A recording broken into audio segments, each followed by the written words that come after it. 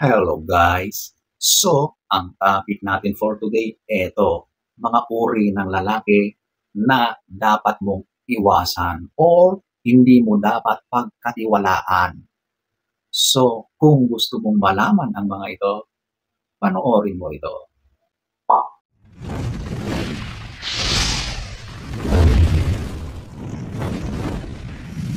So, huwag na tayong magpaligoy-ligoy. Ating aalamin, number 1, ito yung palaging nagsisinungaling. Alam nyo, napakahirap ang relasyon kapag ang kasama mo dyan ay sinungaling, okay? Kasi sigurado yan na walang katapusang pagsisinungaling yan. Yan ay magiging vicious cycle, okay? Kasi kapag nagsinungaling yan sa umpisa, karugtong nun, para pagtakpan yung ibang mga pangyayari o ginagawa niya, magsisinungaling yan. Kaya yan ay walang katapusan. So, kapag nahuli mo minsan ang partner mo or may nanliligaw sa iyong lalaki na alam mo na talagang likas na sinungaling, huwag mo na yang bigyan ng pagkakataon or tsansa. Kasi magiging problema yan kapag yan ang pinili mo or naging karelasyon mo, okay? Sigurado na kapag yan ang naging partner mo, konsumisyon ang aabutin mo dyan. So, ayan po, ang number 1. Number 2, ito yung babaero. Siguro naman ay ayaw nyo ang ganitong uri ng lalaki na maging partner.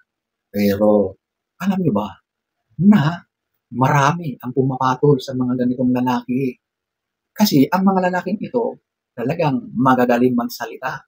Nakaka-inlove ang kanilang mga galawan at diskarte sa panliligaw.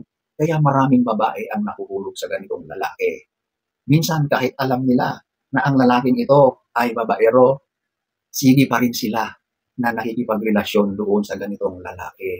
Totoo yan. Kaya di ba, marami ang nagrereklamo kasi pinairal nila ang kanilang puso.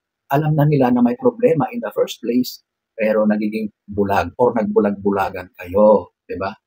So, sana sa umpisa pa lang, kapag nakita mo na may history or may pattern ang lalaking yan sa pagiging babaero, mahilig makipagrelasyon kung kani-kanino, at hindi niya mapigilan ang ganong gawain, huwag mo nang patulan yan. Iwasan mo na yan. Okay? Pero at the end, ay ikaw pa rin naman ang masusunod eh. Kumbaga, advice lang. Diba? Pero sana kapag alam mo na, nakita mo na yung signs na yun, iwasan mo na. Okay? Number 2. Number 3, eto yung tamad at walang ambisyon. Nako, ano ang mangyayari sa inyong dalawa kapag ganyang lalaki ang natapat sa iyo or pinili mo? Waling, sakit sa ulo, gutom, kahirapan, konsumisyon, di ba? Ganon ang mangyayari. So, makikita mo naman yan sa umpisa pa lang Siyempre, kapag may lalaki na nanliligaw sa iyo, dapat inaalam mo rin ang pagkatao niya. Nag-e-effort ka na magkaroon ng background check diyan sa lalaki na yan. Hindi porket pogi ay sige, bigay agad, di ba? Pero yun naman talaga ang nangyayari Bahala na, ganon, di ba? Pero dapat, kapag nakita mo na ang lalaking yan ay tambay, hindi ko sinasabi na porket tambay ay walang ambisyon. Tamad. Pero makikita mo naman yan kapag maghapon siyang nakatambay doon, walang ginawa kundi makipag-inuman, umaga na, nakikita mo na nandoon sa kanto, siya ang laman ng kalsada, ano pa ang i-expect mo dyan, di ba? Wala. So, dapat, kapag nakita mo na yan sa umpisa, alam mo na walang magandang buhay na maibibigay yan sa iyo. Maliban lang kung talagang ikaw ang bubuhay sa tao na yan, choice mo na yan. Kasi may mga ganyan naman Mahal nila yung tao, kahit ganun siya, sila ang bubuhay doon sa lalaki. Basta ang gusto lang nila ay mahalin sila ng lalaki, di ba? Yung mga ganyan. Pero hindi lahat ay ganyan. Number 3. Number 4, nananakit. Okay? So, ito yung isa sa pinaka-the worst na maging karelasyon or partner. Kapag kayo ay nasa dating stage pa lang at meron ka nang napansin na pattern na parang mainitin ang ulo, madaling magalit, nakakapagbitaw yan ng mga masasakit na pananalita. Or worse, ay talagang sinaktan ka physically, naku, naku, naku, huwag ka nang papatol sa ganyang lalaki. Eh, paano na kapag naging kayo na? Sigurado na ikaw ay kanyang magiging praktisan ng kanyang mga kamako. Kapag meron ka nang napansin na ganyang gawain niya, kiss agad, okay? Huwag ka nang pumatol. Kasi problema ang dulot niyan. Hindi ka diyan magiging masaya, kundi puro konsumisyon, pag-iiyak, sakit ng katawan, sakit ng puso, ang mararanasan mo sa tao na yan, okay? Kung magkarelasyon kayo at sinasaktan ka, isumbong mo yan sa kinauukulan at may kalalagyan yan, okay? Number 4. Number 5, ito yung gaslighter.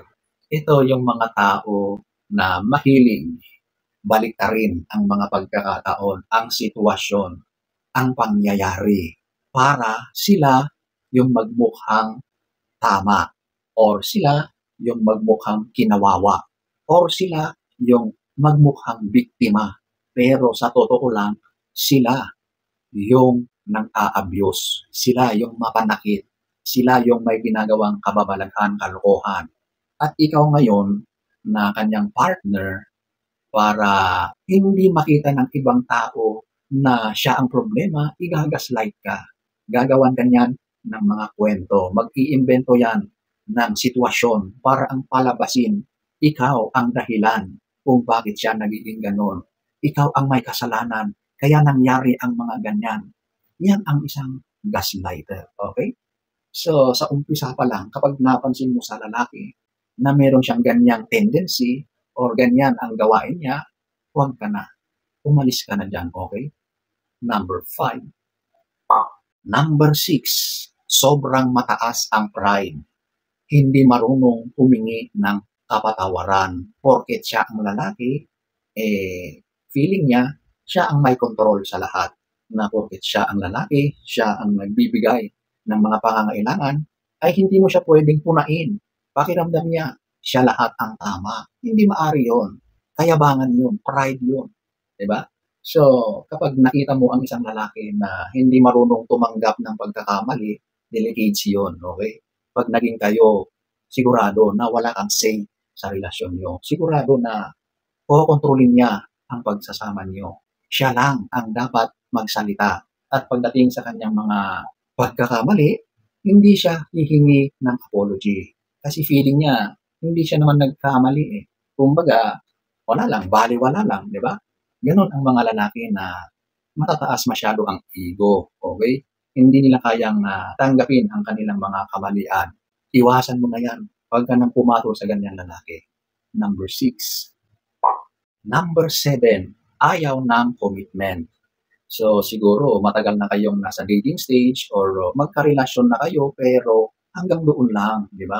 Siyempre, bilang babae, gusto mo na mag-upgrade kayo. Gusto mo na magkaroon ng security. Mahal mo siya, ibinibigay mo lahat ng part mo sa kanya, pero siya, hindi mo makitaan ng ganon, okay? So, para sa kanya ay okay lang na hanggang ganon lang ang relasyon nyo. Ayaw na niya ng maging seryoso or ayaw niya ng long-term relationship. Kapag ganyan ang lalaki, sigurado na hindi pa siya nagsasawa sa mga gawain ng mga lalaki or gusto pa niya na maging mas adventurous. Gusto pa niya ng ibang relasyon maliban sa iyo. Yun ang dahilan madalas kaya ayaw pa niyang mag-commit. Okay? So, kapag ganyan ang lalaki, huwag na. Sayang lang ang panahon. Okay? Number 7. So, ayan po ang ilang mga uri ng lalaki na dapat mong iwasan. Huwag mong patulan. So, sana ay nagustuhan niyo ang ating topic for today. Next story time. Don't forget to subscribe.